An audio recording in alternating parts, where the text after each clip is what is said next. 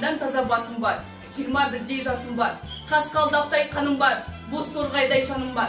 Алам десең алыңдар, қайрат деген атым бар, қазақ деген затым бар, еркек тоқты құрбанды атам десең атыңдар. Қайрат Ноғайбайұлы Рысқұлбек. Ол 1966 жылы 13 наурыз айында дүниеге келген. Және де ол 1986 жылы желтоқсан көтерілісінің қаһарманы болып саналады.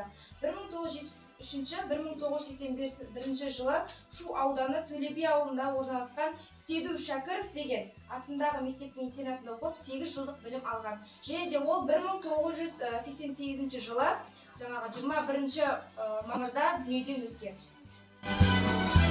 Желтоқсан оқиғасының тағы бір қызғалдақ құрбаны Сабира Мұхамеджанова. Ол 1970 жылы Шығыс Қазақстан облысының Тарбағатай ауданында Ақмектеп ауылындағы Ленин жол атында 8 жылдық мектепті үздік бітірді. Қоғамдық жұмыстарға белсене қатысты. Осы арқылы мұғалімдер мен оқушылар арасында зор беделге ие болды.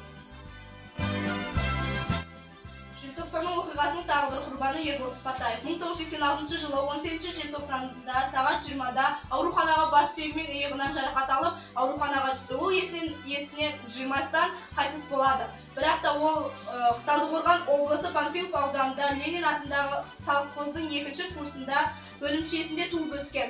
Ербол бір үйдің жалғыз баласы болған.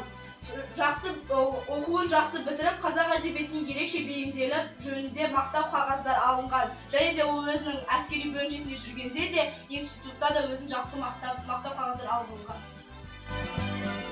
Асанова 1970 жылы 27 шілдеде дүниеге келген. Ол Алматы облысы Панфилов ауданында дүниеге келген.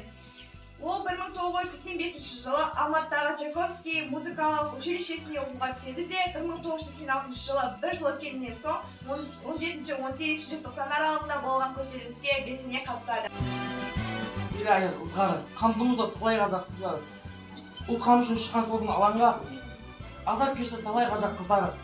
Талай қазақ қыздарын да тоңдырды, талай қазақ гүлдерін де солдырды. Ел билерге алып келді колбинді қазақ ұлы Қонаевтың орнына. Егемендік бұл елінің елдігі, егемендік барлық ұлттың теңдігі, егемендік елін жерін қорғаған Ербол мен қайраттардың ерлігі. Желтоқсанның тәуелсіздік тірегі, желтоқсанда қадір тұтып түрелі, есте сақтап ағалардың есімін жүректегі сақтау керек үнемі. Еліміз тәуелсіздіктің белсеңде тербелгелі 31 жыл. 31 жыл ішінде Қазақстан етек-жеңін жиып шекарасын бекітіп өз алдына дербес зайырлы ел болды. Бұл атадан келе жатқан ұлы жемістің жемісі. 1991 жылы 16 желтоқсанда егемендігін алған еліміздің өз президенті, ұлты мен ұлысы, салты мен дәстүрі, мәдениеті мен экономикасы болды.